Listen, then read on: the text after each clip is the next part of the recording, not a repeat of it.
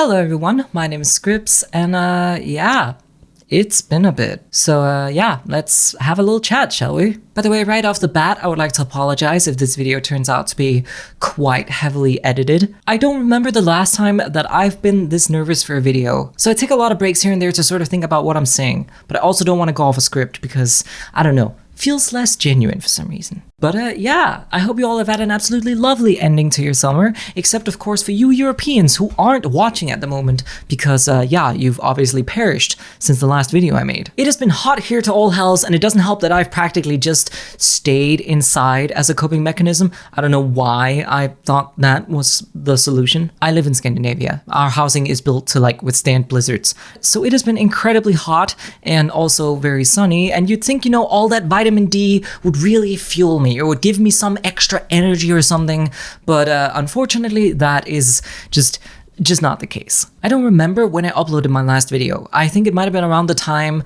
where I had my name changed, which was fun. That's a great experience. I'm still dealing with the repercussions of that, by the way. So trans people, I'm not saying don't get your name changed. I'm just saying for God's sake, know what you want. But you know, despite all of that, I'm still happy to have my name and gender changed.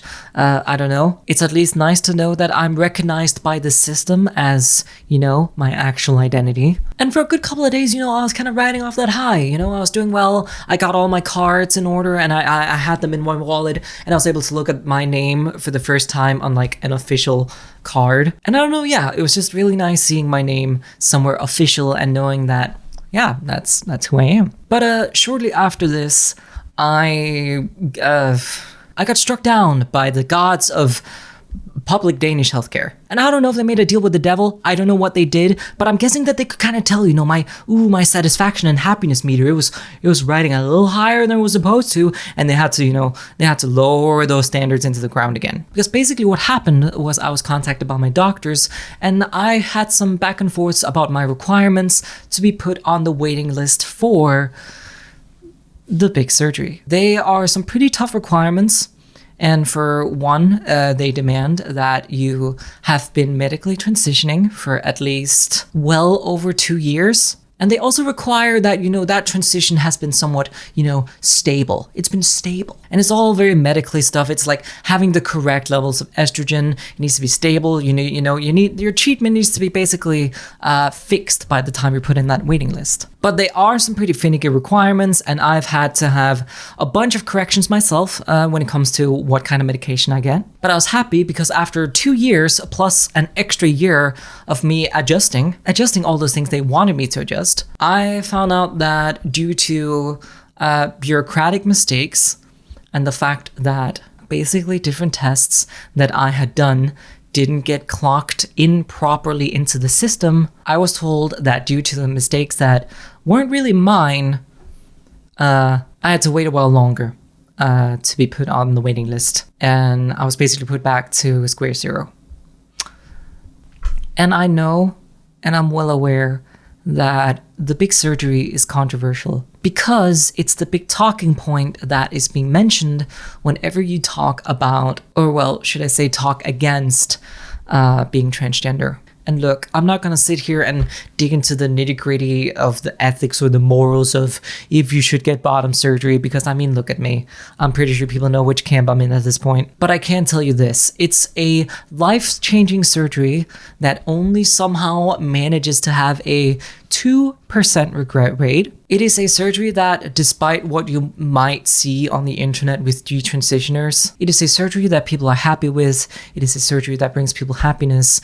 And as much as I hate to admit this, because I honestly, it's weird, because I thought I guess I had sort of this idea of myself that I would be stronger than this. But yeah, upon being told the news that I, as a 23-year-old, might not get bottom surgery until somewhere between the age of 27 to 30.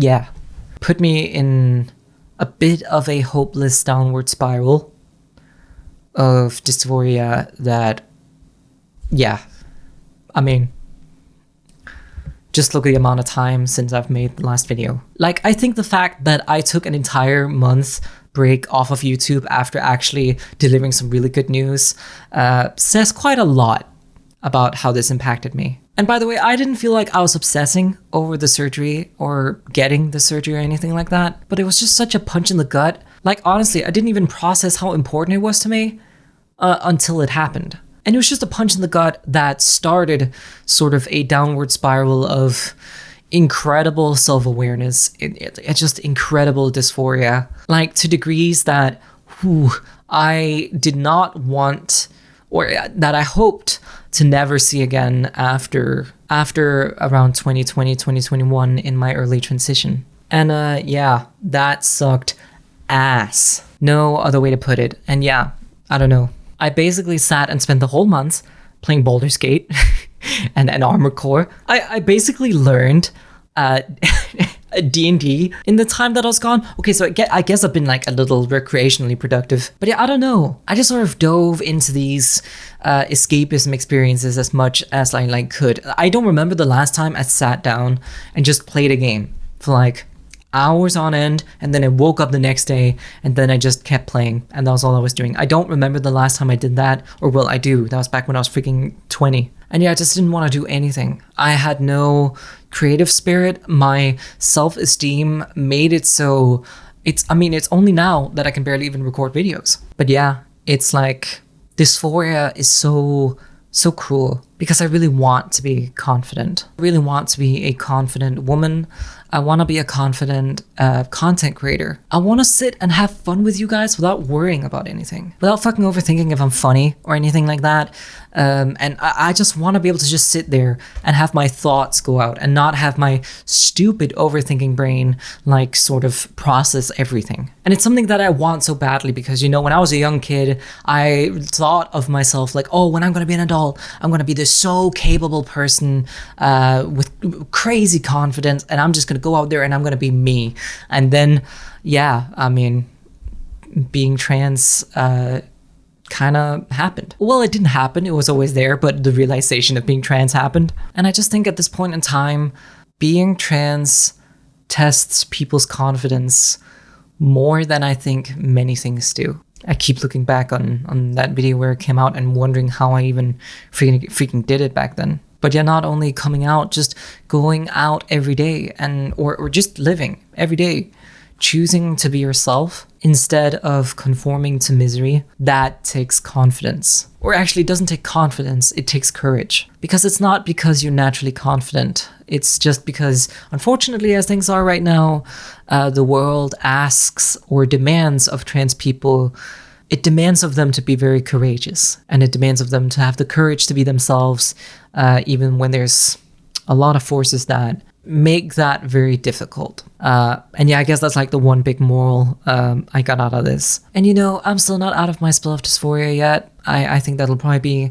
a good while before I really get the confidence to sort of record regularly, before I get the confidence to talk live in front of people. Oh my gosh, that seems like such a big hurdle. And you know, it definitely feels like sort of a step back. It's not what I wanted, but it's one of those things where life just kind of throws those at you sometimes. And shit, you don't have to be trans to experience that at all. Whether it be depression, whether it be anxiety or dysphoria, taking a few steps forward and one step back is okay. And sometimes also just, you know, making it day to day is perfectly fine. But yeah, thank you so much for listening to my very incoherent thoughts. If you made it all the way to the end of this video, thank you so much. You are a wonderful person and I really, really appreciate you. Hopefully I can record a lot more optimistic stuff in the near future. I actually have some big projects that I sort of left off before all this happened that I would really like to sort of wrap up and show you guys because I think some of them are really cool. But yeah, thank you so much for watching and thank you so much for being patient with me. And if you got any sort of questions about anything, leave them down in the comments and, you know, I'll try to answer as best as I can. But yeah, genuinely thank you all so much for watching and I'll catch you on the next one. Peace.